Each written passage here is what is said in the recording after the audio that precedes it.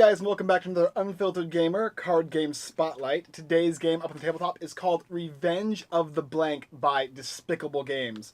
In Revenge of the Blank, it is a typical party-like judge game where every single person is going to get a chance to judge and every other player is going to get a chance to write something. Now, the interesting thing about this game, like I said, is writing instead of actually choosing cards. So the first thing that happens is you choose between 3 to 8 players, and the game could take anywhere up to like 30 minutes to 2 hours if you wanted to, and you could play with even more than 8 players if you had couples or teams. And what you do is you shuffle these scorecards and shuffle them all up, and then you deal them out based on the number of players. If there's 4 players, you deal out 4, so on and so forth. And the person who gets the first judge scoring pile is the person who gets to judge first. Fairly simple, right? You're also going to deal out a number of cards for each of the players. I believe it is 8 cards, but I think you can kind of mix it up however you would like. And based on the number of players, you're also going to win with getting scoring cards.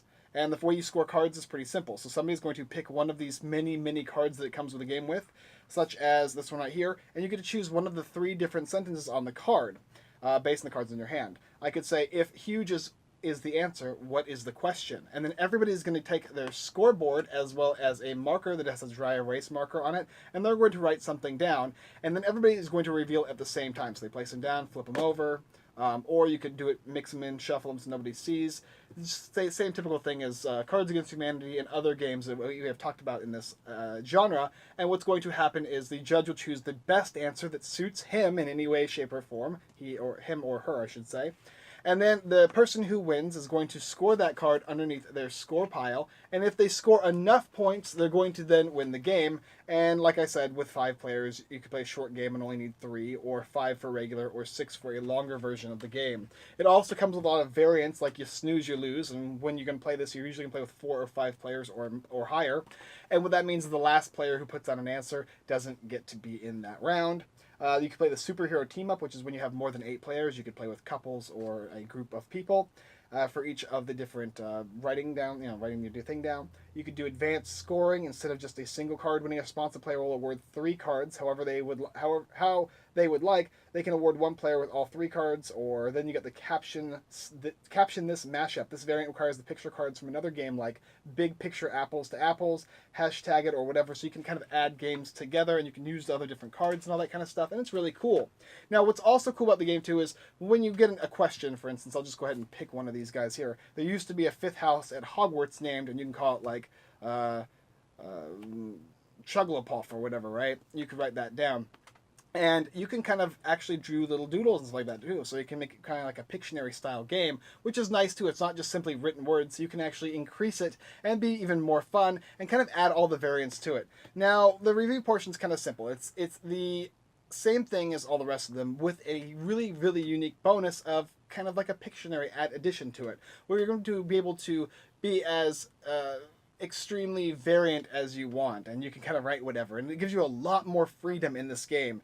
In fact, I can now for sure say that if I was to choose a basic judging game like these ones all are, I would prefer this one over any of the other ones, hands down, just to the simple fact that I can actually make whatever I want on these cards, and I have all of the options in the world. Now, that being said, it tends to take longer for a person to go ahead and write something down than it would to simply play a card, but it also gets rid of that thing where it's like the funniest card wins, or you know the judge very well so you can pick one, and you have that card, nobody else does. In fact, you all might know the judge and you can all write something you think is funny, and he's going to have a hard time picking those out. The content quality is great, the card quality is great, and all of the questions are wonderful. And there's so many questions, and it comes with a lot of expansions in the game. And if you wanted to, they actually come with certain variants that are a little more risque, such as naming a strip club and that kind of thing. And it gives you that option for the adult type humor. But while still playing with the basic cards, you just have just as much fun. And if you wanted to, you can still add in whatever you want on these cards to make the game the same, any game you want. You can add your own little variants of what you can and cannot put in the game, giving yourself that family-friendly theme or that full-on adult humor theme. Also, you get nice little clean board things. Usually they give you such small ones. This one gives you 8 really nice ones. The markers are really well done.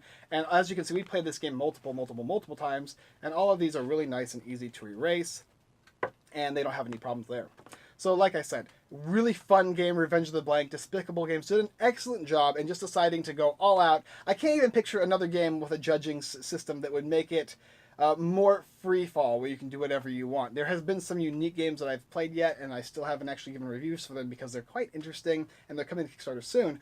But this one here has been a long time coming, and it is an excellent party game. If you like judging games, get rid of all the rest of them and just pick up Revenge of the Blank.